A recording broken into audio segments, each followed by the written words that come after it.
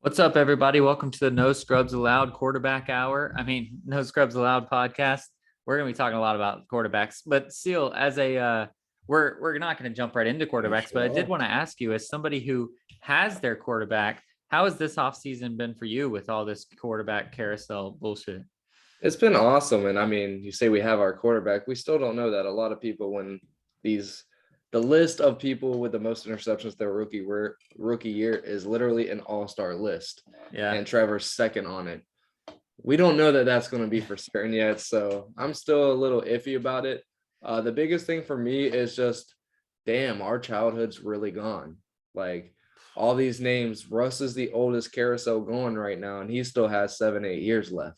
Like, it's not like it's our childhood's gone. Aaron Rodgers, he's part of our childhood, maybe, but that was my biggest thing. He's in year 18, so basically our childhood. Yeah, that was my biggest thing, but we all knew once Aaron Rodgers news happened, pieces were going to start falling in line. My biggest thing is Carson Wentz to the Commanders. But that's the biggest crazy. Why do they have the Farmers theme song? I don't know. I'm not saying the podcast I always talk about. They do it and it's hilarious every fucking time. But I said it the other day in the bar. They're like, "Oh, it's from like an old show or movie or some shit." The Commanders. But anyways, yeah, that was my biggest surprise because he just teams keep buying into this 1 year Carson Wentz deal and giving him a chance, and we'll see. And the reason they let him go, even though Frank Reich, that's his guy, they said they let him go because of not having leadership, craziness on the field, and just all kinds of negatives. And which is weird that Frank Reich would turn like that and let the organization say stuff like that about him. But that was probably the biggest surprise for me. I've been saying Aaron Rodgers is staying. It's pretty much a known thing. Russ Wilson getting out of Seattle. Apparently everybody but me knew that was going to happen. And there's only so many places he was going to go, right? He had a no trade clause. So. Yeah, they weren't going to let him go to the NFC, and he wasn't going to go to a team like Pittsburgh, who knows, or he's going to go to the Broncos, who even without Von Miller had a hell of a fucking team. They have great pieces on offense. They have a great O-line. All they need is somebody better than Teddy Bridgewater, and damn, did they get it. And they still have Teddy B, right? Like, he's still under contract with them. So they didn't even have to get rid of him. They got rid of their backup quarterback already. So now they already have a great backup. They're half and half backup quarterback. We'll talk about him also when we get to the quarterbacks because I don't know that he's the answer in Seattle. But yeah, man, I like it. For once, I'm able to sit back and love it. And I've been able to for a while. I was never one of those guys who liked the boat. I knew we were going to be talking about quarterbacks, so I wore the boat tonight. And I was never one that wanted to get rid of him. Didn't want to put Cody Kessler in for him. Didn't want to ship him off to LA, wherever the fuck we let him go to. And I liked the boat. Before that, it was a little rough after David Garrard for a couple of years until we drafted Blake. Blaine Gabbert was ass. So yeah, it's been nice to hopefully have this lockdown Andrew Luck type quarterback who's not going to retire in 9 years because he doesn't care about being the smartest person on the field and in the world and wants to maintain that.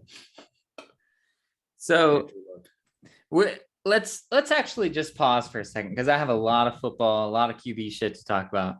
All right. And you brought up Von Miller, and I want to jump on it, but let's pause. Let's put a stop in it, and let's talk about a couple of headlines first because we are going to dig into quarterbacks. And so if you guys don't give a shit about quarterbacks or football, then I like your pause. It's looking really good. Thank you. Then you might want to tune out because that's most of this podcast. But before we get there, let's talk about a couple of headlines. And first of all, let's start off with a happy headline because happy headlines are always the best. Before we get to the heavy headline, Devin Booker's back. Devin Booker came back tonight from his health and safety thing to face off in Miami, the top of the East, and we made them look. It was a pretty close game for a little while, but the third quarter we went off. The third quarter we went off. We looked really good defensively, mostly. We went off, and then Ayton and Booker both looked pretty good. So we have officially clinched a playoff berth. I know that I said a couple weeks ago that we were no worse than the play-in. Well, now we have officially clinched the top 6. So there's no doubt that we're going to make the playoffs. I thought there was anyway. But what I see about you guys that makes you guys so lethal you can beat anybody. You just have to get that feng shui going. Like I finally played basketball, full court basketball on Sunday, did really good. But before that happened, I played a couple of half court games with these white boys. And it's not these white boys, but these little high school kids who obviously don't play basketball all the time, just going out there to have fun and stuff like that. And we all have those friends and stuff. We know what these white boys mean, but I guess the podcast listeners might not. So I have to specify. Right. But and I'm just sitting there hitting my stupid post fadeaway Kobe weird shot, draining it every time, hitting post hooks, threes like crazy, just because I know like these guys, I'm just going to destroy these guys in my head. Go to the full court, same open shot, even though I'm playing against actual ballers. I'm like, oh, I'm playing against ballers. Fucking too hard. Oh, I'm playing against ballers. Right off the front rim. I'm like, what the hell's going on? And it seems like the Suns are like that sometimes. Like they get intimidated, and they were very much intimidated at the start of that game tonight. And they were just like, oh, open shot. We're playing the Heat, who are the best defensive rebounding and the best defensive perimeter and the best bench, and kind of got ahead of themselves. And near the end of that second quarter, they started getting rolling and came back and got a couple of big buckets at the end and big defensive stops there at the end of the second quarter. And I guarantee you the Chris Pauls, the Monties, all them boys are like, see, like, you see what we just did those last 3 minutes? Like, we got them. Like, they are not shit. And then in that third quarter, it's like, oh, they're not shit. Splash. It's just that mental thing that the Suns have. And once they hit it, it's fucking game over against anybody. Yeah, I will say that the way the Heat looked, obviously Duncan Robinson and Tyler Hero aren't going to hit like 23s a night. Actually, they might. But when Jimmy Buckets comes back, they are a lethal team, man. And obviously we were missing Chris Paul. It was our first game back with Devin Booker. But that's a finals matchup that I would be a little nervous for if Jimmy's back, because I've talked about it before. I want to have the best player on the floor. And Jimmy, whether he is or not, he definitely thinks he's the best player on the floor every single night. And that's something. So I'd rather face somebody like Cleveland, no offense to you guys, but where I feel like we have the best player on the floor at any given time. So we'll see. You guys are skidding a little bit, down in 6 now. You have Jared Allen with a messed up finger. How are you feeling? I mean, you guys have just now won 2 straight, but you're starting to drop a little bit. How does that feel? It sucks because we're not all the way healthy. You mentioned Jared Allen. Darius Garland's finally back. We're still missing Rondo for a while. Chris LeVert can't seem to stay healthy. It's always day to day with him since he's got on the team. So it's been really rough. We know once we get there, we're going to be fine. Hopefully this is some kind of LeBron team to where everybody's just injured at the end of the season. Even though we do have the rules in place to where they can do the sitting and shit like that, but maybe we've already used those. So they're fracturing fingers on purpose and pinching nerves in the backs to get a couple of days rest before these playoffs start. Yeah. And I feel like we're pretty comfortable. I mean, as long as we get like a 5-4, we'll be fine going off. We know we're going to have to face a good team either way, so why not start knocking them off after the first round? Yeah.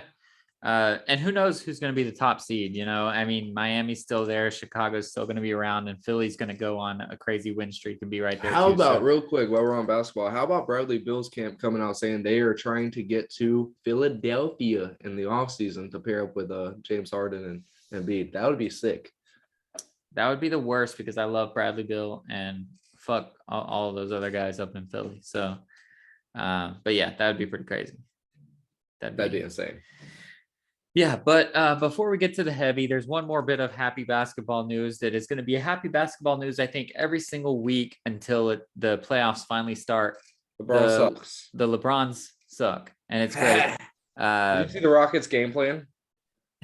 It didn't work, but did you see what they went into their game with? Their game plan? What do you mean? Attack Melo. That was their whole game plan. Attack Melo. I mean, they had 10 other people they had to worry about getting attacked, but it's so funny to see LeBron turn the clock back, score 56 against the Warriors, do his thing, show that he can still do it, but then he's hurt, you know, like that's, and again, like you say, that half of these hurts aren't real hurts anyway, but it's funny because they ended up losing to the Spurs, and it made Greg Popovich tie the most wins all time, which is pretty fun, but we'll give a shout out to him later, but I think they lost tonight.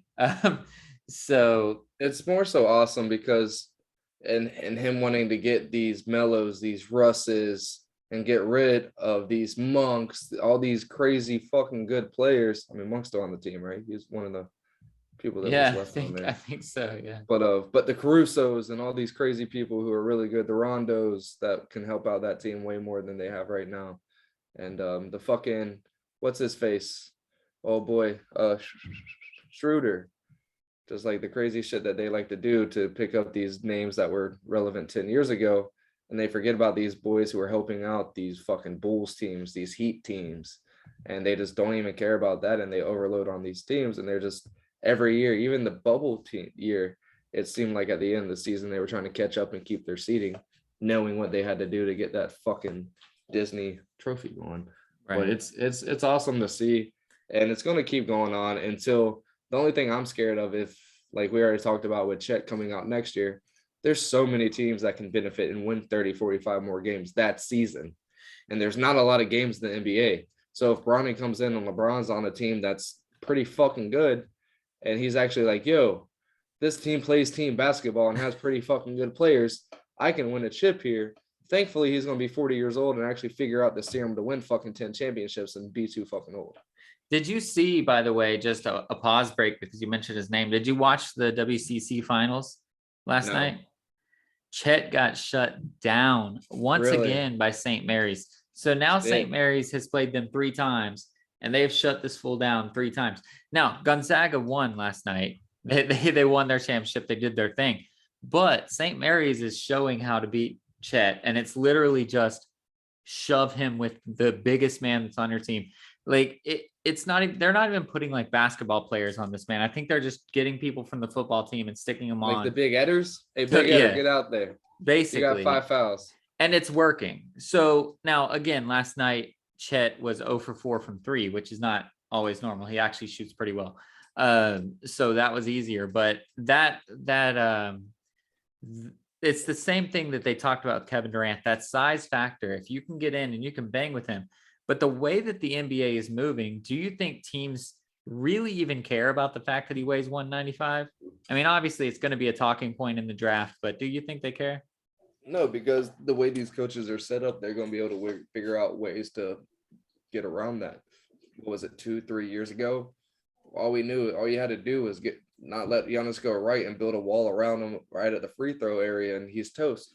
You can lock him down to 15, 20 points a game because he's going to get 10 free throws, 10, 11 free throws. He's going to make 6 of them.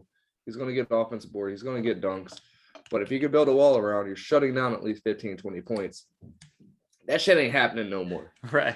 So with Chet, it's going to take coaching. It's going to take NBA players or coaches. There's like 10 assistant coaches on a team, and they deal with them more than the head coaches do most of the time. The head coaches are the ones doing the plays and shit.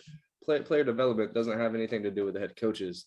And we always see these guys develop and shit. Dylan Windler, whenever I went to the Heat Cavs game 2 years ago, this motherfucker's not even in uniform. He's sitting out there shooting threes and shit. Now he's getting 16, 17 minutes a game because of player development. And with a guy like Chet, the fucking ceiling's the roof with his ass. And he will bulk up. I mean, it'll probably be a KD level bulk up, but KD even put on like 40 pounds. It just doesn't look like it because he's a lanky little dude. And that's what Chet's going to look like. I don't think anybody in the world, if anybody doesn't, whoever has the first pick in the draft, if they don't pick him and they say because of size, they're going to get laughed at and mocked for years to come. It's funny because a few years ago, you say shit like that about Isaiah Thomas, Muggsy Bowles, not a fucking 7'1". A few years ago, size was still the determining factor. I mean, DeAndre Ayton literally got drafted over Luka. Marvin got drafted over Luka. So size was still a matter, but it seems like now people are questioning that size, and it's just kind of funny. The only other guy I could even until the playoffs see start. Is that it's guy. Like everybody forgets that shit until the playoffs start. Yeah, for sure. So we'll see. I still think he's the top pick in the draft. I don't think they're going to win the national championship. We'll do our March Madness next week because Selection Sunday's this weekend, right? Gators lose tomorrow. This is, we can talk about that for half a second. This is 2 bubble teams, man. So both of these, we're playing Texas A&M. Both of these teams are in the next 4 out on Joe Lunardi's bracket. So if there ever was a must win, it's right now. And I don't think either team's going to make the playoffs, just to be fair. I think whoever wins is going to lose the next round. Playoffs. But what do you think about just another aside? I'm like double assiding right now. Keontae Johnson coming back and getting to play for a senior night. That was fucking emotional. Getting to play, yeah, that was really fucking cool. Yeah. And it was emotional. It was for me watching it, it was more of a like one of those reminders, like somebody took like the what could we and redid been? the fucking scab. Like they ripped the scab off and recut my arm open again. And I'm like, even this year with the team we have, him and Appleby and fucking Castleton, bro, that would have been fucking fire. Even last year, that would have been the team we had. We had a couple seniors that left last year. That would have been fucking amazing. Terrence Mann was not on our team. He was FSU. Fuck the Seminoles.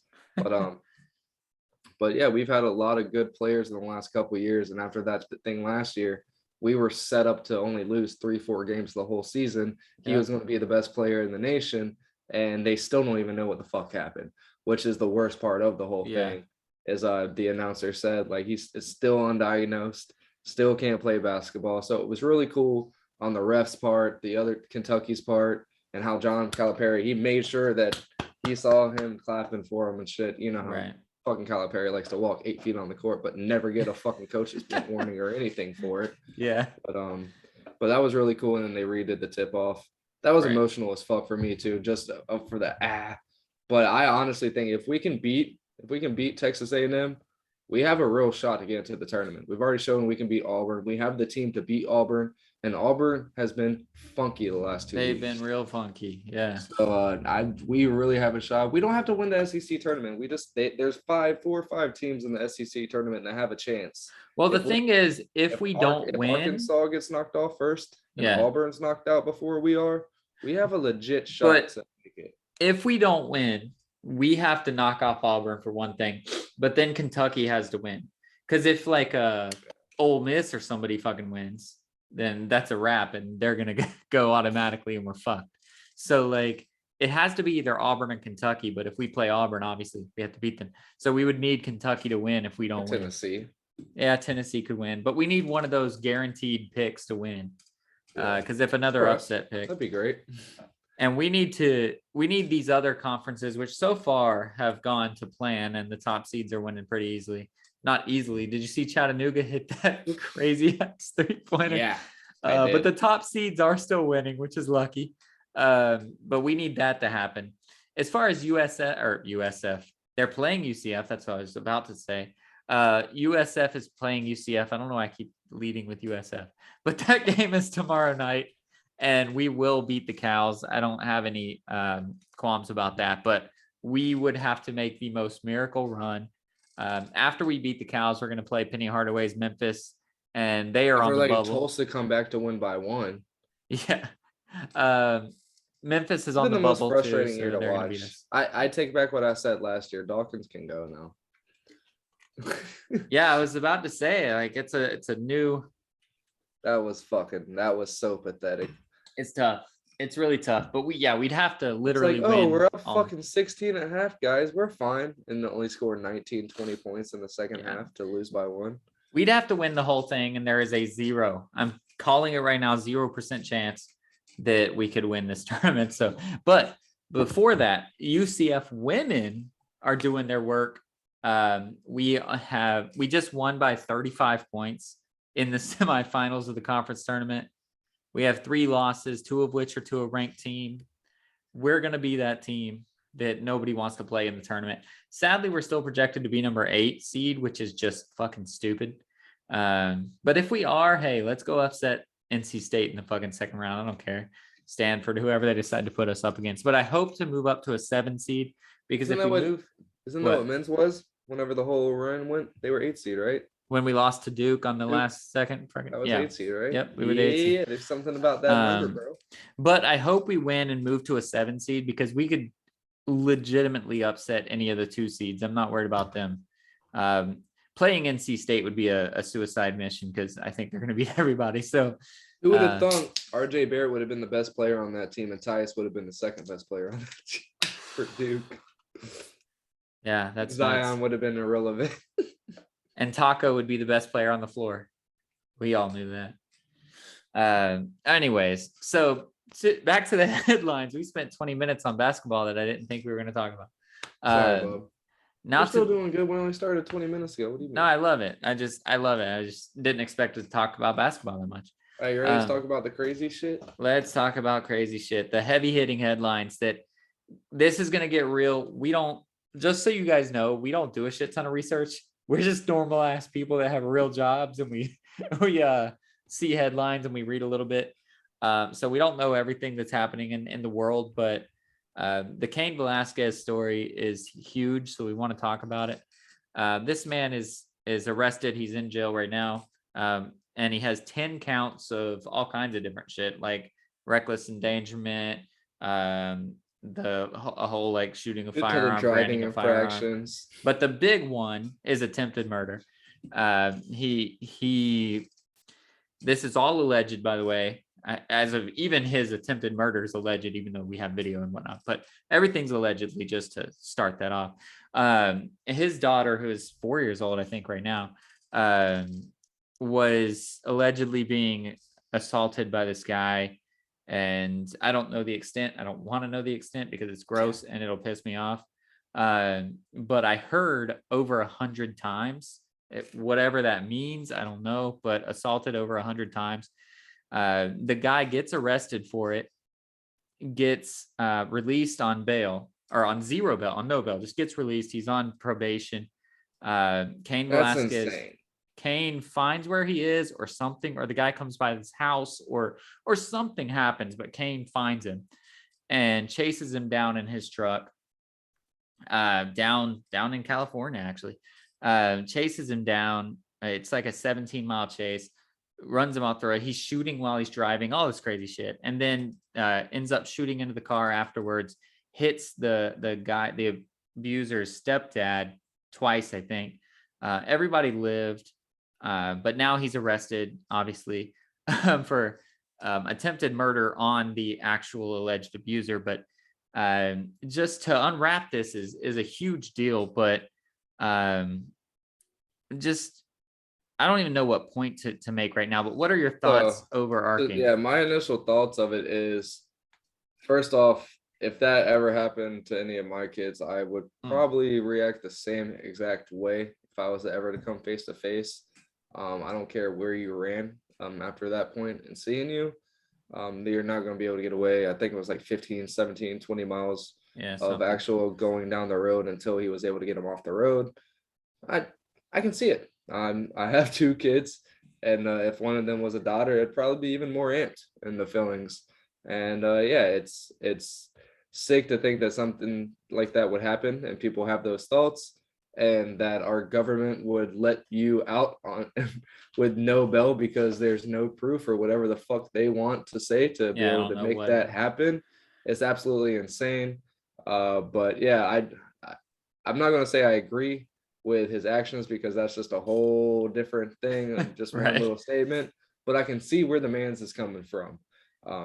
So hopefully the judge can see that, and he's looking at a life sentence right now. Like with everything added up, he's looking at least 70 years, and the guy's 38 years old. So he's not going to see the light of day unless the judge has some light of heart. We have seen but in Texas and southern states where shit like this has happened, where people have been attacked and they got over it, and the next time the guy came over, the female would kill them, and they would let them know, no, he wasn't life-threatening, but yes, he had been sexually assaulting me for years, molesting me, blah blah blah, and the judge would look the other way. Right. Hopefully, I mean, he did put hundreds of thousands of people's lives at risk driving down the road, shooting. So he does need some kind of reprimand for that, and some kind of actions taken to where he can realize, like, yo, like, we see where you came from, but at the same time, you live on Earth, and that shit's crazy. We're the human race, and we don't need to act like that.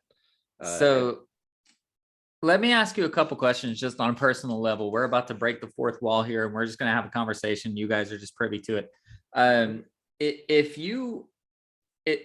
don't know the court system. I'm not a lawyer. I don't know shit. But if this gets to a jury and you're sitting on a jury, are you sentencing this man to prison? Like, if you're just any male with a daughter on the jury is going to be like, fuck that guy.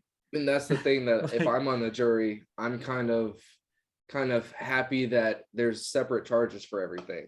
So you can charge him. I agree for with the fact that there was reckless endangerment on the roads.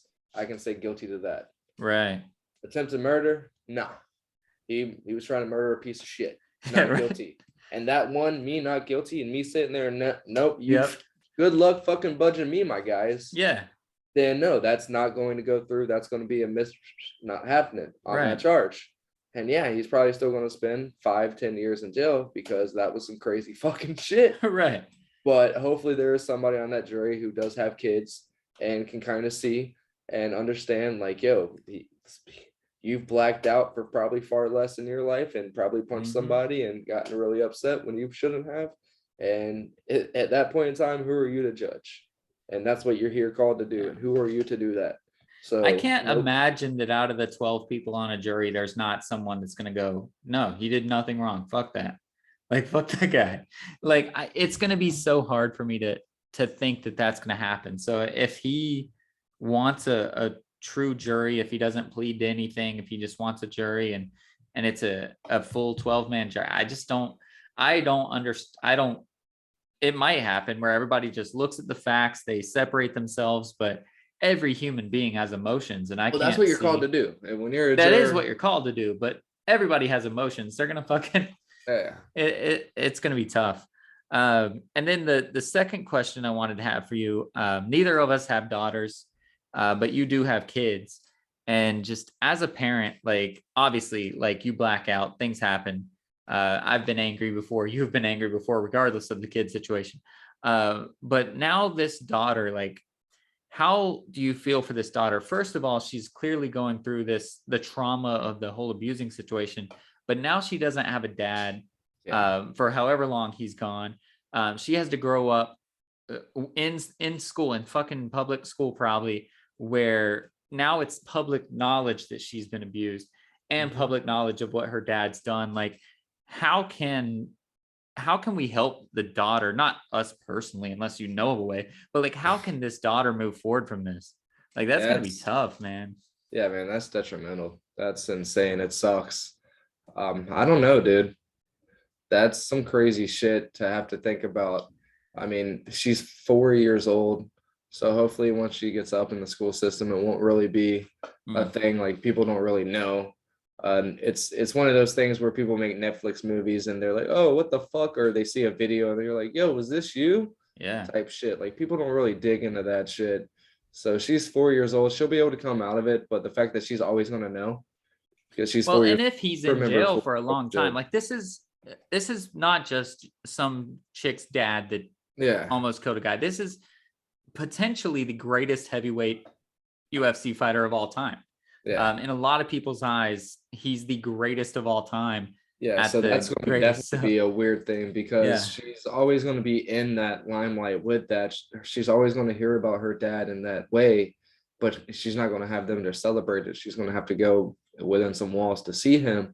Right. And yeah, I couldn't even imagine, dude. I really couldn't even imagine. I think about this time probably about a year ago now. I went to the park with my kid, and this one kid went on some little swing zipline thing backwards and didn't see him in the path of it and fucking smashed him. And I picked up my son and I was like, yo, whose fucking dad is this, bro? Where's your dad at, kid? Where the fuck is he? Like, he's about to get fucked up too.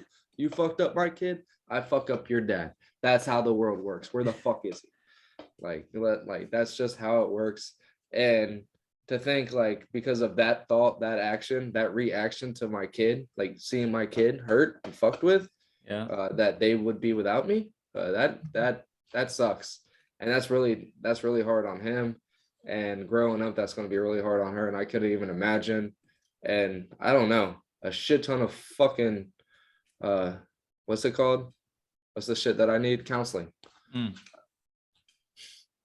Like, everybody needs counseling. But it's just man, that sucks just to think about her growing up and having to have that on her shoulders and having to go see, like, when my mom was in jail, I was living with my dad, so I never went to see her. And that was when I was like 11 to 14. I think she was in there for 2 years, 11 to 13. She's gonna hate that I said that. Oh well, mom shouldn't have been driving around drunk so much. No, I think she was only there like 8 months, but I was like 12, 13 years old. Yeah. But anyways, like I never had to grow up with them making choices on my behalf that Right. fuck up. That has to be insane. So hopefully she's able to overcome that and live a great life. And we all know his mental. He's always had fun in the ring. He's always been a very proud person in everything that he's done.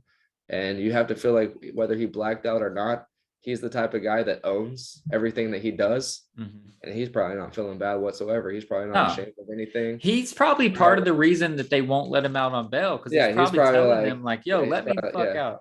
Yeah, he's probably like, yeah, I'm gonna do that again if I ever get the chance. Next time I'm gonna use my bare hands, because fuck that guy. I would bet my life savings, which is only a couple $1,000s at this point in time, that he is very calm, cool, and collected with his decisions that he's made and the actions that he's taken, and ready to deal with any consequence that he gets.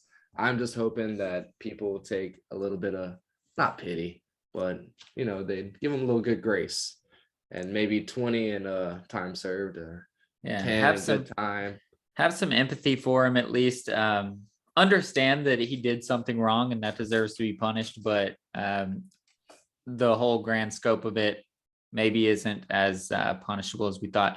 And the question number 2 or 3 or whatever question I'm on. Yeah, this is 3.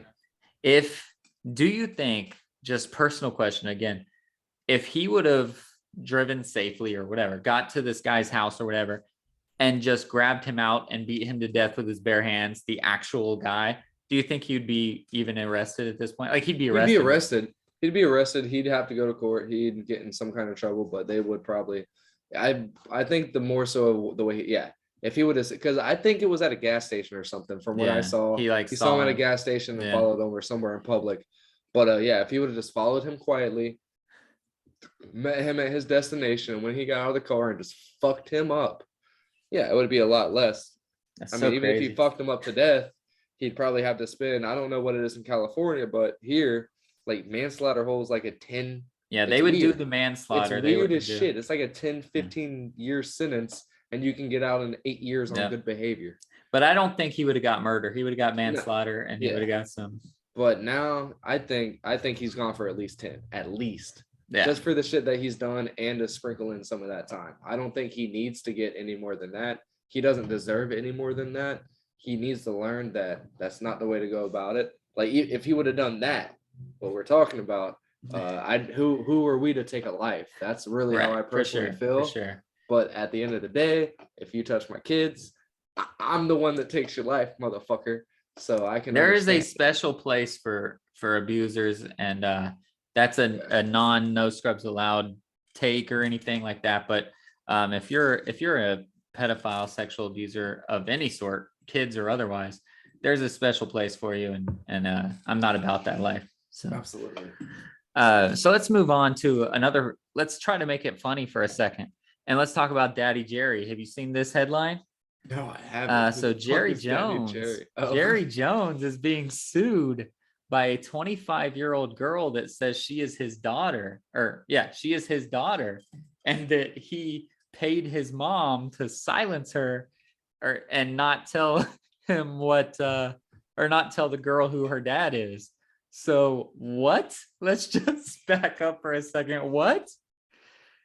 That's the headline. That's really all I read was the headline. But are you serious? Yeah, that's awesome. I mean, not for him, not for her, but that's why did I say that's awesome? Fuck me. It's funny. That's why I said we're bringing some hilarity into this. That's going to be crazy because in the day, remember we've seen movies about this. Like, yo, you're not my kid. What movie? I've seen it so many times. That Elf, yeah. And then they go and get the DNA done, and then bam, you're my kid. I'm like, what the fuck? But he knew and ran away. This motherfucker paid money to silence it. That's going to be insane because if that's the truth, but we all know Jerry Jones. If that's the truth, he's going to find some way that the NDA that he had with the mother can come back against the daughter. Well, that's not going to happen. Yeah, he's going to sue her back because fuck you talk now, bitch. Boy, hey, that's the daughter. He's going to, this one, hey, you are the father. No, but what I World, saw, or whatever her name is, knowing Jerry Jones, he is a thorough man. He probably used his lawyers, like he knows what the fuck he's doing, right? To evade taxes and evade all this other shit. He probably knows what he's doing. So he probably got that shit in writing, right? And if he did that, if he paid her, I think it said like $875,000. If he paid her to be quiet and she signed to it, like, did he do anything wrong? Not talking about morally, but legally, did he do anything wrong? Like, if they had an agreement and it was a written, signed agreement, then he's like, what can she sue him for? Again, neither one of us are lawyers. We don't know shit. But what could she actually sue him for? He didn't do anything. Yeah, the mom, nothing. But it just depends in that disclosure. If it says you or that your daughter cannot come after me, cannot say anything, then legally, yeah, nah, she's fucked. But maybe she's hoping the day and age that we're in that something will happen and he's just gonna pay her off and it'll be done. Yeah, he'll morally pay her off, which he will, and that's what's gonna happen. But we both don't think he's gonna be like, oh, daughter. Yeah, no, for sure. Hey, how are you? No, I honestly, like 40 years old. I also don't think that like his wife and kids are gonna do anything. Like, I honestly think this is a non-story in a week. Nobody's gonna give a shit. Yeah. He's gonna pay her $500,000, $1 million, whatever she wants, whatever, fuck it, and it's gonna be done. Yeah, he'll give her season tickets to a Cowboys if she lives in Dallas. Woods type, you fucked our life up. Fuck you and your car and your golf career. No. She probably, like, I don't want to victim shame. I don't know well, it's not even a victim at this point, but I don't want to shame this girl. But she probably tried to get a hold of Jerry Jones, couldn't get a hold of him, and was like, all right, I guess I gotta go public with this. But no, I mean, as insensitive as it sounds, I think he's just gonna give her more money and be done. So, a little bit of basketball news. Oh, nice. That's irrelevant as fuck, just like that. The Jazz were this was 10 minutes ago now, leading the Blazers 96-49 going into the fourth quarter. 49. Holy shit. That's some 2K shit. That's some 8 minutes a quarter, and now you're up to 35 minutes a game type shit. Dame's gonna go with Brad over to Philly, and they're gonna make a super team. That's insane. Whew. Oh yeah, I'm on the Suns too, by the way. Oh yeah, I think I told you. Our defense is insane. My defense is insane, and the Suns suck for some reason. Our defense is insane. I don't do shit. I'm badass, dude. I score at least 15 threes. I think we should get on Rick. We should do part so we don't fuck up our rec. Yeah. And see how we're doing. Only at 83 though. Everybody on there is. Every time I go to any elevator or anything, there's like a whole bunch of 90s just chilling. So we have to stay under the 85, 84, 85, so we don't get into the same matches. Oh, is that what happens? Remember how whenever we switched over, it was like 85 and up? So I'm at 83 and I'm chilling. Like, I'm at where I want to be. I got my stats the way I need them to be right now. I got all my shooting. I got some passing, my rebounding, some defense. I've only been loading defense. I'm trying to get the fucking 95, dog. I'm trying to get big on them. But no, last game I had 25 points. This is on 5-minute quarters or some shit, so it's nothing great. But 25 points. I had 14 boards, 3 blocks, 8 assists. I was fucking destroying it. So. Mine's down to 6-minute quarters, and my last game was. I think 5 is the minimum you can do to still get gym rat. So that's what I'm doing. Yeah, mine was 50 something points, 9 rebounds, and 6 assists. Nice. Do you bring the ball up? I don't ever get the fucking ball. My people hate me. Oh, so what I do is I just set a pick for Chris Paul and kind of flash out and grab the ball, and then ask for a pick. And then so when it's always Devin Booker's guy that likes to crash, so I either give it to him, easy assist. Literally every assist I get goes to Devin Booker or Cam Johnson whenever the bench. I wish I had Chris Paul. Oh my god. But yeah, and then or I just dribble over and just. I try to set a pick for Campaign, and he's like, "What are you doing? Go move." And I'm like, Campaign's the best on mine. He sucks, bro. He is trash on mine. Not in real life. I like Campaign, but he is trash in my game. He will not take a pick. I don't know what I need to go change the playbook or something because he won't take a pick. We're deep into this bitch now. He won't take a pick. We're 40 minutes in, and we haven't even gotten to the bulk of our shit. Well, it pisses me off. He won't take a pick. It's annoying. Do you want me to buy a campaign jersey to replace this? Oh, we didn't even have RIP baseball. That's all we're gonna say. Yeah, baseball might be back by Seal's birthday. If you figure out when that is, you'll know when opening day is, but it's still a month away. 43 days away. Yeah. Yeah. All right. So let's talk about football. We do need to get there. You are right, Seal. This is going to be a long podcast because we've talked about headlines. I only brought in 2 beers thinking that we were going to have a short football episode. Well, we will have a short football episode. It was just 40 minutes of non-football first. So let's start off with the big non-story that nobody gives a fuck about anymore. And Aaron Rodgers has re-signed with Green Bay. We knew that was going to happen. He continued to drag it on. Yet somehow fucking ESPN still talked about him every day for no reason for the last month. But he's back in Green Bay, obviously. Like, what else was going to happen? Do you like the fact, like, he kind of broed up, and he's been with the McAfee show now for 2 years in the Aaron Rodgers Tuesdays. At the end of the season, the last one, Pat was like, so what's up? And he nonchalantly was like, I'm not going to say anything, but if I do, I'll do it on your show. And he didn't do it on the show. He let him know that morning what he was going to do. And so he let Pat release it first. And it's funny, Rappaport, all these people were saying NFL Network and all these things and wouldn't give any of the fucking credit to McAfee, even though Rappaport's one of his fucking regular guests, one of his friends and all that shit. I thought that was hilarious. Well, that's a corporate thing. He can't do that shit. Yeah. But, oh yeah, Rappaport is part of the NFL Network. You're right. But what did she say? Damn it, she can't beer me. She's in bed with the baby. But I'm excited to see what this contract is, man. It's reportedly a 4-5 year, $200 million. So I think it's going to change the game, they said. Oh yeah, it's going to change the game. So I don't even think that's right. It might be a 3-year, $153 million, because reportedly $153 million is guaranteed. So I'm thinking that 153 is going to be a fully guaranteed for 3 years to end his career in Green Bay. We don't want any of this bullshit to happen anymore. You got LaFleur, you got Gutekunst, we got fucking Devontae Adams back for at least a year. Let's try to ride it and finish your fucking career here, bro. You're 38 years old. You're going to be 41 when this is over. Don't pull a Tom Brady. Go the fuck into the win. All right, but he's already worth like $41 million on their cap. They're not going to make that worse. Are they? Like, that's with the fully guaranteed, they're able to work all that. They're spreading it out throughout the whole length of the contract. So it has to be at least a 4 or 5 year contract, I would think, so that they could spread that guaranteed money throughout. Well, then that's not changing the game because we already have a that's true. Have a $500 million 10-year contract. So a 5-year, $250 million contract isn't going to change the fucking game. So that's why I don't think it's going to be that type of length. I think it's going to be probably a 150, 200 type shit to where it's like, what the fuck? This man's making fucking $60 million a year type thing. But still, so because we know Aaron Rodgers. Aaron Rodgers is too woo-saw, and he puts a lot of effort. He just did what is it?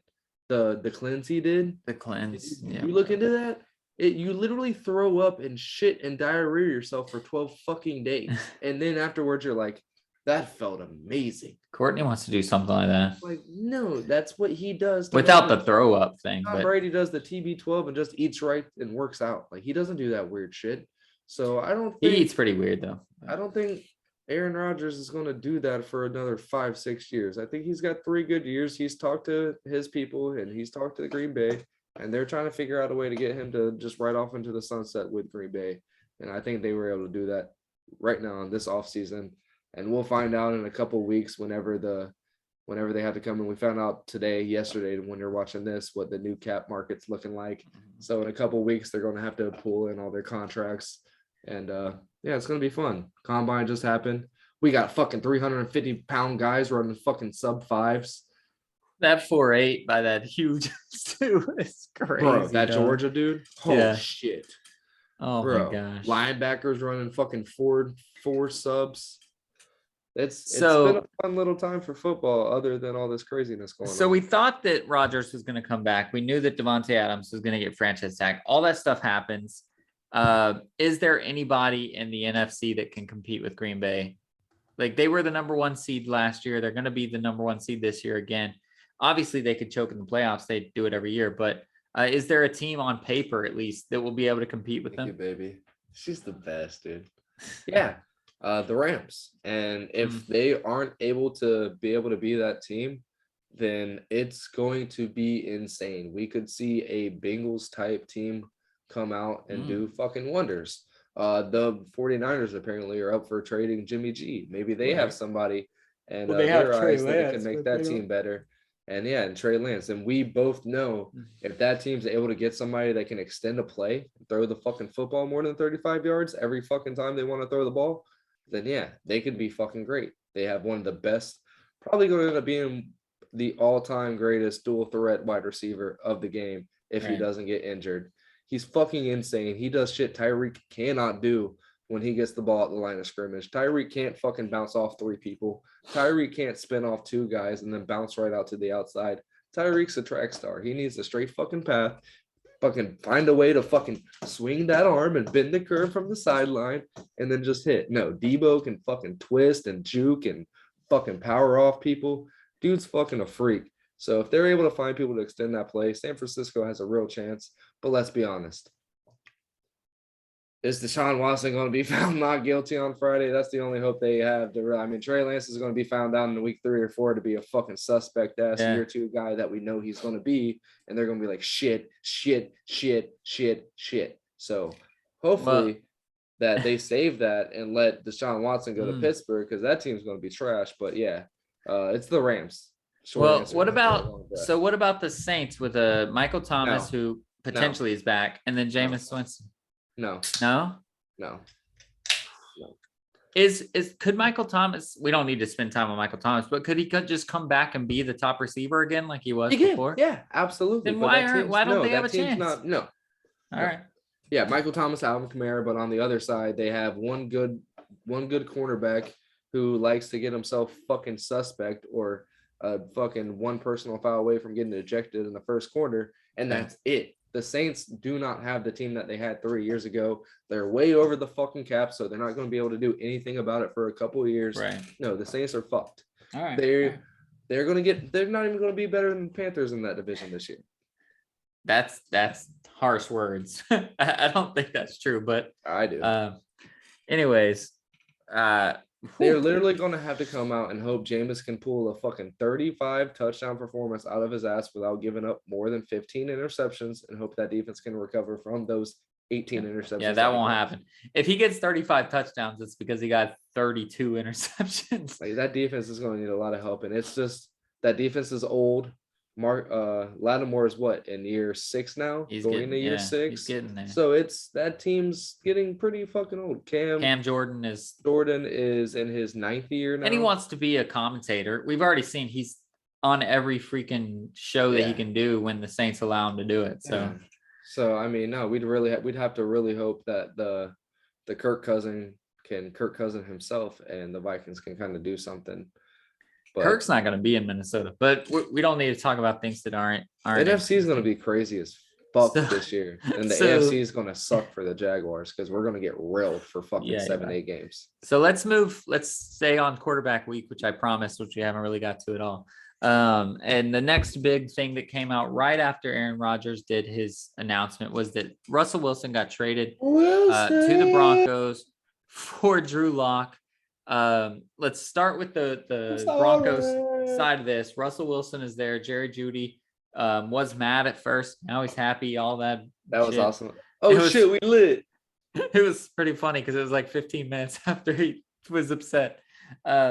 Russell Wilson, there is so much controversy. If you watch ESPN, obviously that's the one that we watch. That's why we name drop it, because it's the main one. Fuck FS1. No offense to FS1. Actually, offense to FS1. Fuck them. But anyways, some people say that Russell Wilson is first ballot Hall of Famer, easy mode. He's one of the top 5 quarterbacks in the league. And then other people say he's just one of those guys that he got a Super Bowl, but then what? Like, what happened? Like, why is he not that good? He hasn't done anything. That's Seal. I think he's a great quarterback. I don't think he's top 5, but I think he's a great quarterback. I think he's an easy Hall of Famer, and I think he can elevate people. But the Broncos, Jimmy Smith is an easy Hall of Famer. I'm not sure that he can elevate the Broncos. Like, listen, the Broncos could be an okay team, but they're in the same division as the Las Vegas Raiders. They're in the same division as the Kansas City Chiefs. They're in the same division as the Chargers. The Raiders. Like, what are they gonna do, like, to be the not last place team in this division? Russell's not gonna help that. That's not gonna. They are. What they would get fucked in at the end of the day is Teddy Bridgewater, Drew Locke not be able to extend the play, and that's what Russell Wilson is known for.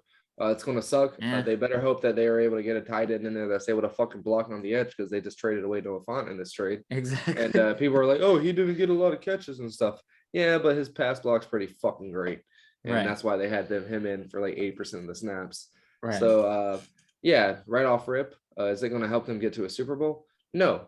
Are they going to win more than 8 games next year? Absolutely. Just for the fact that, bro, that offense is legit. They have a nice Jerry Jeudy wasn't in there for like 5-6 games, and they were still able to do something. They were still able to get it going. Melvin Gordon wants to come back, so their run game's still going to be going. And if they're able to get shit going with fucking Russell coming off of the play action, or even on an option fucking going out off of the fucking fake handoff, then that's going to open a lot for that team that Teddy Bridgewater and Drew Locke wasn't able to do. But like we already talked about, that AFC is so fucking stacked. That division is so stacked. They're more than likely going to lose in the wild card for the next 2 or 3 years. I don't think they'll make the playoffs. But to bring it full circle to the first 10 minutes of our podcast, when I told you brought up Von Miller, and I wanted to get back to it. See, I did remember. Von Miller, I don't know if you've seen, but he is hinting that he wants to come back to Denver. Yeah, I've seen that. So he tweeted, I kind of want that old thing back, 5,280, which is, of course, Mile High Stadium. And then he shared on Instagram, he asked a question, should I wear 50 or 48 in blue and orange, which is obviously Denver. And then he posted again. He said, you know what? I wonder if they'll give me my old locker back. Like, is this just him being like a fun Von Miller guy? Or is this him saying like, nah, like, this is looking nice over here in Denver. I can come back. Because when he did leave Denver, he loves the city of Denver. He loves the team in Denver. He loves all that. Could he be back for one more? Absolutely. He looked back the whole time. The whole time he was looking. It's kind of like whenever, I don't know. I don't want to say that because she's going to start thinking some crazy shit if she's over listening. But it's like, you know, when you get married and you go home and you go back home with your wife and you're showing everybody your ring and shit, and at the bar you see your high school crush and all that shit. It's kind of like that. You kind of look over and like, yeah, you know, what could have been? Like, I'm happy with the way I am, but what could have been? He's in the NFL. That's not no wife. That's not no. You can go back to the old one. It's football. Yeah. But yeah, you could definitely see that he was always had eyes in the back of his head looking back at Denver. And I think more so that he got that ring, that he got another Super Bowl, he's perfectly content with going back. And that would help a ton. That would be huge for them. Because they're still fine. They gave up their good ass what's his name? Sydney something. I forget, but they gave up a good ass lineman in that trade as well. So to get Von Miller back on a vet min contract would be fucking awesome. Because I feel like he would do something like that for them to keep their cap space down. Cap went up like $58 million this year. It's up to 2 something. So we'll see what the Rams offer him, because obviously run it back is a possible thing. But he's a free agent. He can do whatever the hell he wants. OBJ's their biggest concern right now, which is crazy as fuck to me. Right. They're not gonna break the bank for Von Miller. And if it's a vet minimum, he's probably just gonna go back home and call it a day. So before we move on, let's talk about the flip side of this. So Drew Locke is heading to Seattle. Do you think that's the answer, or do you think Seattle's going to start looking around? Because the draft, just for the record, there might be 1, maybe 2, because teams like to reach quarterbacks drafted in the first round. So if Seattle sees a quarterback there, they can get him. So you think they're going to push forward with Drew Locke from your facial expressions? I can see them getting that Liberty quarterback. They're going to have a pretty high pick. He's been up. That man thinks he's the best player in the draft. Kyle Pickett had an 8.5-inch hand, which is some crazy shit, which is literally my hand. My hand's 8.5 inches. Tiny hand. So yeah. That's an 8.5 because they do that to that. That's 8.5 right there. This right here. So that's a tiny hand right there. For some reason, that's a fucking tiny hand. I don't understand why. Yours is 8.5. I feel like mine's bigger than that. Mine's like 10.5. No, mine's I have a tiny hand. Yeah, yours is So you bigger don't than play mine for piano, sure. huh? No, dude, that's why I never play guitar, because trying to fucking hit that, what is it when you do the little finger thing, and then you The gotta, bar chord. yeah, that's where I used to get all Well, fucked. most people. So when you play piano, you try to do an octave, which is eight keys over the top. I could Yeah. do 10 keys over the top and then 12 keys I could probably hit from the 8, side. but But you have to be able to do an octave or else you can't really play piano. But yeah, so I mean, it's going to be crazy to see, but I can definitely see them picking up somebody like that and running with Drew Locke. And we're, like you said, we're going to find out if Pete Carroll is a good coach or not. You said not. I say not. Maybe I'm in the maybe we'll not see. camp for sure. Nathaniel Hackett was there for a long time. Now he's a head coach coming off of Green Bay, offensive coordinator. People forget a long time ago when he was there, offensive coordinator, then went to Jacksonville, then went to Green Bay, and they forget about everything that happened before Green Bay. But so yeah, we're going to see a lot, dude. It's going to be exciting. I like Drew Nathaniel Locke. Hackett. I've always liked Drew Locke. Isn't Nathaniel Hackett the head coach in Denver now? In Denver, yeah. Yeah, so he's reunited with his old offensive coordinator, I believe. Don't fact check me on that, but I'm about 98.98% on that. But yeah, it's going to be really good in Denver, and a long time before Seattle was back into it. They released Bobby Wagner, so while the fans were pissed off about all their shit, and they've already been mad about the Legion of Boom not being around anymore. Now they don't have Bobby Wagner or Russell Wilson. That franchise is sad and looking back on the good times of when they should have ran the ball and not pass it. Exactly. Seattle's going to be last in that division, but I think, just for the record, I think the front office is doing the right thing. They will win more than 3 games this year, though. But see, I think the front office is doing the right thing, because being last in the division right now is not a big deal. So they're just throwing it under the bus, and they're going to be last, and they're going to go, yeah, but look, it's the Rams, y'all. It's the 49ers, the Cardinals or whatever, but they be like, it's Kyler Murray. Like, we're fine. Let's just wait it out. And I think now's the time to blow it all up. And that's exactly what they're doing. Even so, they're going to be like, yo, you think we're going to beat the Packers? Even if we did, do you think we're going to beat the fucking Chiefs? Are we going to beat the Bengals? Are we going to beat the Bills? They're just going to, they're riding it right now going, we're not that team yet. Just give us a few years. So I think it's perfect. And that's awesome too. There's literally like 8 teams this year that can win a Super Bowl. And like no other year in recent memory, 5 of them are in the fucking AFC. Yeah. All right. So last guy, he just came out today. It happened.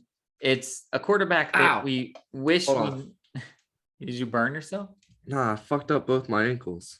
That we wish we never had to talk about, but for some reason we still have to talk about him.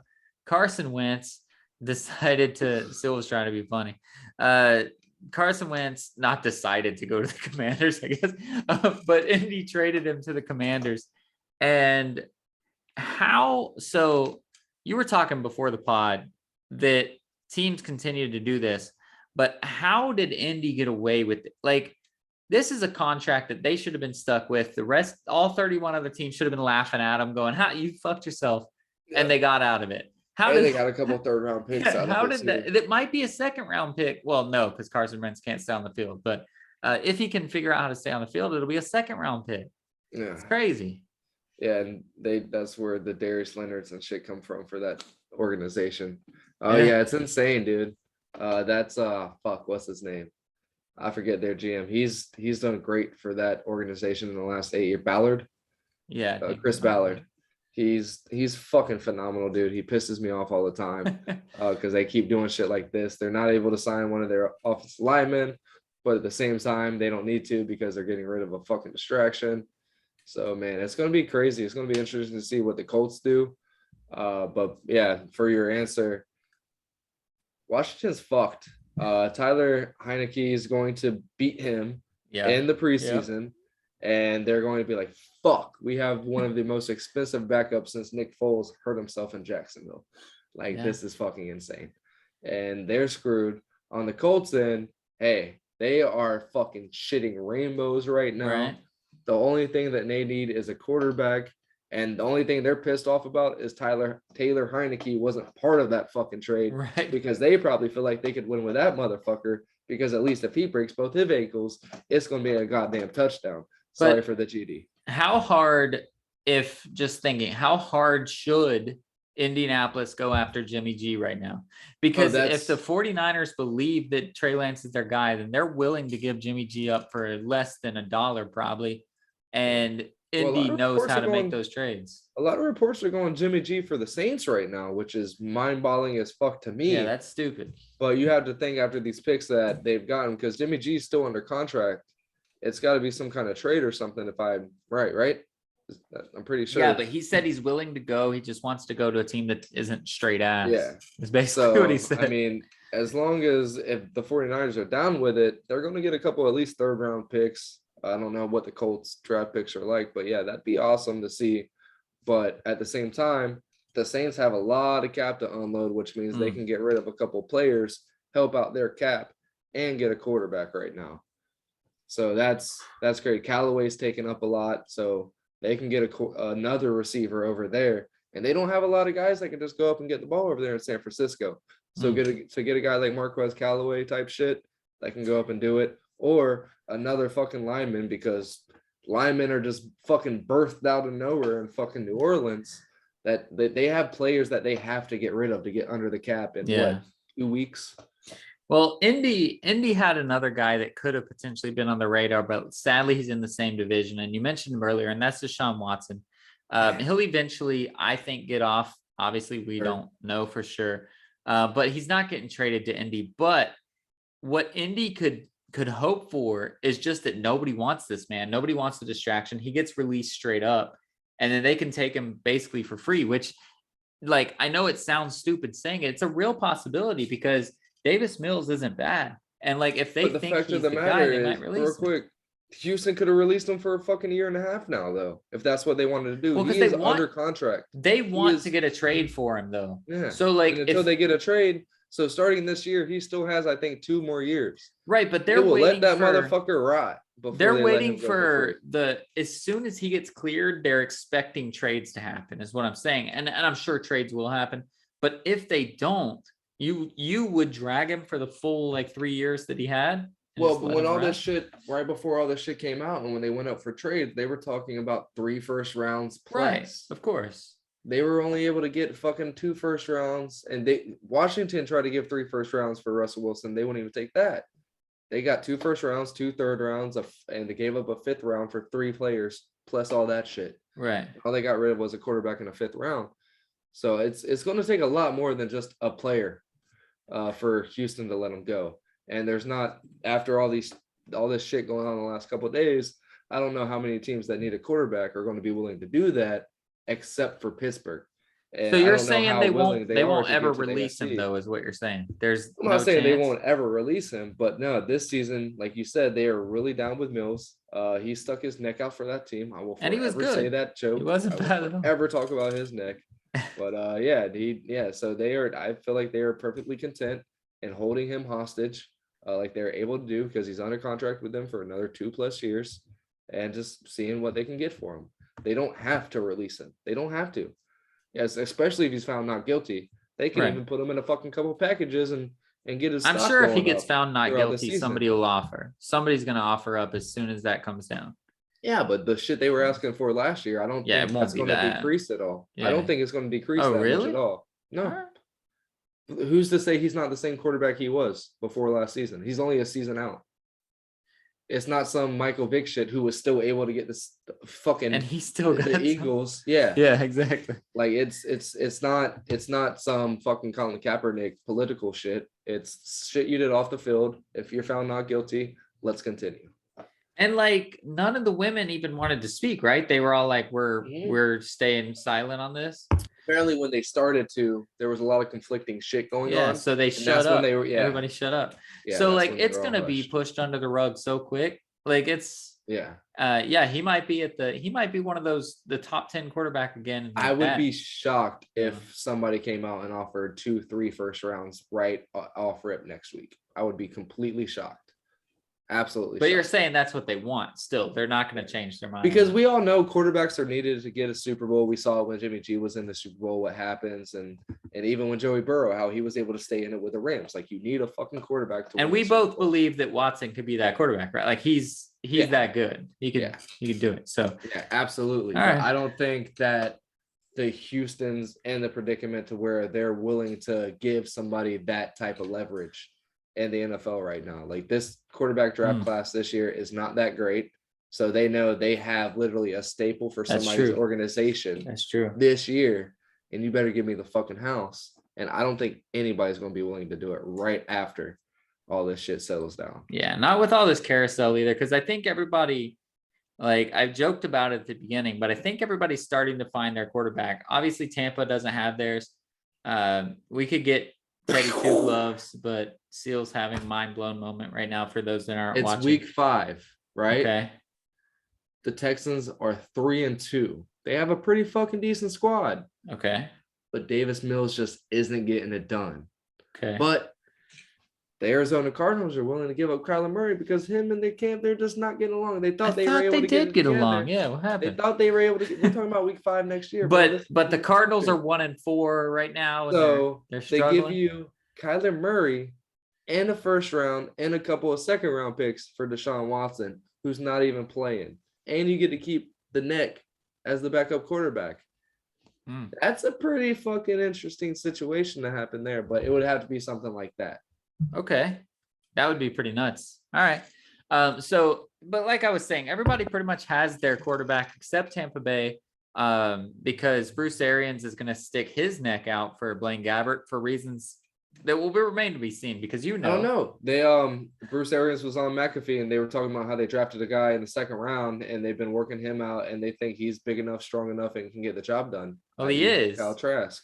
But Bruce Arians still loves Blaine Gabbert. He's like, I don't know what it is. He's smart as shit. He is football smart as fuck. He's gonna be that guy. Who was it?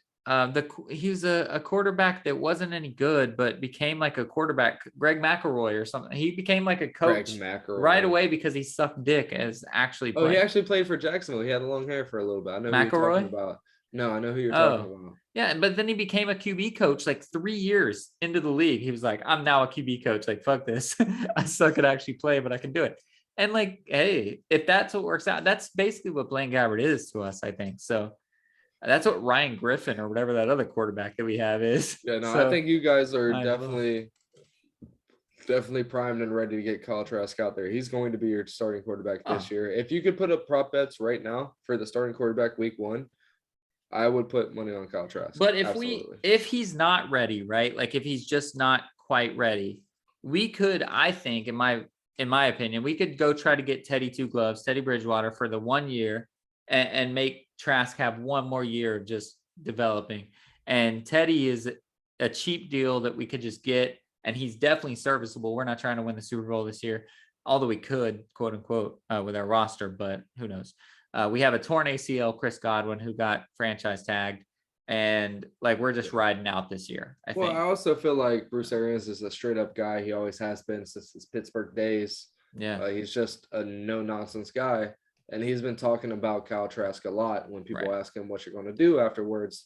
And I think that's starting the confidence early in this kid. Well, the thing is, if we're not trying to win this year, might as well play Kyle Trask, right? Yeah. Like, I don't know that he could win the Super Bowl this year. He might be able to. We haven't seen him play.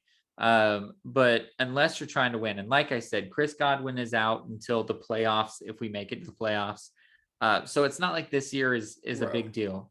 We literally franchise tagged the guy play. He was a fucking field goal missed away from fucking beating Bama and going to the college playoffs. Right, but does he have that thing? You know, like they talk about it with Mac Jones. Mac Jones is a great quarterback, but he might not have that thing. Do you think Kyle Trask has that? Yeah. We've heard from a lot of people from Florida, and I feel like it could have hurt him a little bit last year, the way they treated him and keeping him away, really building him up, bringing him in during the walkthroughs and the meetings. He was always in the meetings, always in the quarterback room with Brady, always in that shit, but not around a lot of the other players. So he's definitely going to get a trial by fire in the preseason this year when they're like, hey, you're our guy, get command. He's going to be like, fuck. A little bit maybe, but we saw whenever he was in the Gators, right whenever fucking Bubba Franks got pulled out, hurt himself, he got right into that offense, took command, yelling at the defense, we just got one, y'all let's get another one, walking around, really got command of that team, and it was his team from 2 weeks on, for the next year and a half, pretty much, and almost got us again to a fucking college playoff berth. Yeah. And that's in him. For somebody who sat as a backup since 10th grade in high school, to Marquez King. Was that his name? No, King is right. Derek King. Derek King, who was at Houston, then at Miami. Yeah, he was his backup in high school and then went and backed up Bubba Franks for no fucking reason. But yeah, he finally got his chance and he backed up Tom Brady. Not really. That was Gabbert's job. Right. But he sat behind Tom Brady, and so he was able to learn from a lot held of his clipboard quarterbacks. Not Bubba Franks, but he was behind a lot of good quarterbacks and his football career, which hasn't been that long. He's probably 23 now. Yeah. So I would have the utmost respect for the kid and just the most hopes for him, just in what I know about his mental, and to think, oh, and you put him with Bruce Arians and, like you said, Blaine Gabbert, who is a fucking quarterback IQ freak who just can't throw a fucking football, then yeah, I have to be very confident in him. I would love for us to spend the first draft of last year on somebody else other than Trevor Lawrence and get Kyle Trask in the second round, right, with him instead of. But who knows? Maybe fucking Trevor Lawrence is going to be the MVP. I'm sure he'll be fine. 5 years. I'm sure he'll be fine. All right, so we're gonna get out of here, and I don't normally do this. I don't hype next week, but next week I'm excited. We have our March Madness episode. I love March Madness. I live and die by March Madness. I make way too many brackets, and all of them are shit, but like one. But I make them all. We're going to go over our brackets. We're going to go over some stuff. It's a crazy year this year. We don't really know who's going to win. I'm excited about it. So I'm hyping it. I don't care. But we will get to that before 40 minutes into the podcast, I promise. You already mentioned my dark horse, St. Mary's. St. Mary's is that team that can play anybody for one game, but to win 6 straight is so tough. But we'll get into all that next week, and I'm super excited. It's going to be our March Madness, my favorite episode, one of. We also have some big news that's coming up on the podcast, hopefully, potentially, that we'll continue to talk. We'll Facebook it, tweet it, whatever it is that we do on our social media, which isn't much, but when it happens, you guys will know about it. But we will get out of here on another heavy hitting thing and more of just a shout out. We want to big ups. We want to put our big, good vibes out into the world for Brittany Griner. This girl is currently being held hostage essentially in Russia. She did something wrong, at least in Russia's. I still don't think any sort of marijuana or anything should be illegal, but it is. So she did something This is wrong. So dangerous. She had more than that on her, but she had like 3 of these. She did something wrong. That's fair. But to be detained in Russia is a super sketchy thing. And we're just trying to get her back into America, where she won't be held, because in Phoenix it's legal and nobody gives a fuck. But anyways, we're really trying hard to get her back. And when I was researching that, it sucks that it takes a sports headline, by the way, to do this. But I was researching her and I found out that 3 other people are also being detained right now for just stupid shit that are Americans. Basically, if you're just an American flying out of Moscow, be very careful. Because there's like 4 people, I think, right now being detained, high profile people. There's probably more people being detained, but people that would make headlines. And they're being detained there. And we're just trying hard to get them back. So we want to give a shout out to them. Obviously, still a shout out to the Ukrainian people. I don't know how much you continue to look at these things, but this story is starting to get inspirational, bro. These guys are locking down. Yeah. They are not giving up this city, bro. Kyiv is theirs, and they're holding that shit. Yeah, the last thing I saw was that there was tanks and soldiers outside of Kyiv that had ran out of gas and supplies and were dying of starvation, and the civilians were not helping them. Yep. I was like, fuck yeah, bro.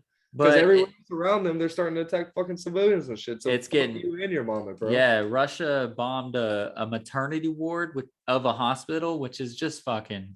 Yeah. That's gang. Like, it was already crossed the line, obviously, with all that shit. But Putin even said at the beginning of this thing, which nobody ever believes him anyway, but he said, I'm not going to hurt innocents. He goes, this is about something bigger. I'm not trying to hurt innocents, blah, blah, blah. And then he's bombing a maternity ward. So clearly that's not the case. Yeah, they're literally, so they're waiting on them to hit Poland. That's all America's waiting on them to do. But they're literally standing at all of the borders. Yep, we're ready. It sucks because the Russians are sitting at the borders and just gunning down innocent people trying to run away, trying to get out. Yeah. But then they're saying, like, if you guys just give up, we'll provide exits for you. Well, it's so, we remember when Germany said that too. Exactly. It wasn't the right exit. The exit's going to be right through this little door into this locked room. I don't know why it's locked. Don't worry about it. Exactly. Fuck that. But yeah, anyways, back. So Brittany Griner and the other guys, I didn't get your name. Sorry. But we are thinking about you. We're hoping that you can get out. I can't do shit. I'm just a real estate accountant. But if I can move money around, I'll get you fucked up if you ever get out. If I can, I'll invest your money if you ever get back to America and want to give me your money. But aside from that, I can't need your money. I'll get you fucked up. Yeah, he'll do it on the house. I can't because I don't have any money. But we are thinking about you guys. I do check in the headlines. This is probably the most I've checked the headlines, I swear, in like 3 years, 5 years. 32 years. I don't know, but I've been checking the headlines a lot, and it's depressing, but it's really, truthfully, if we have any Ukrainian listeners, whether they're Ukrainian American or whatever, it's truly inspiring that these stories I've seen of like these people just saying, fuck this, I'm not evacuating. I'm fighting this. Yeah, also huge. My wireless company, they gave us free calls to Ukraine. So yeah, if anybody wants to hit me up, you should just Google Ukrainian phone numbers and just try to dial one and just be like, yo, you speak English, dog? I'm thinking about you. You should. Why not? Google Kyiv.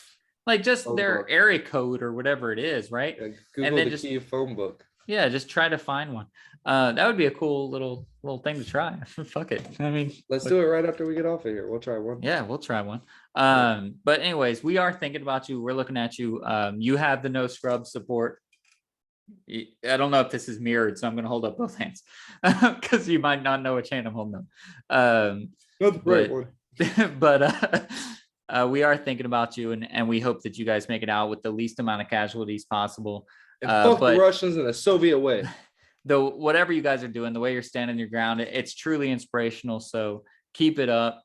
Keep doing what you're doing. And as always, be a stud, not a scrub.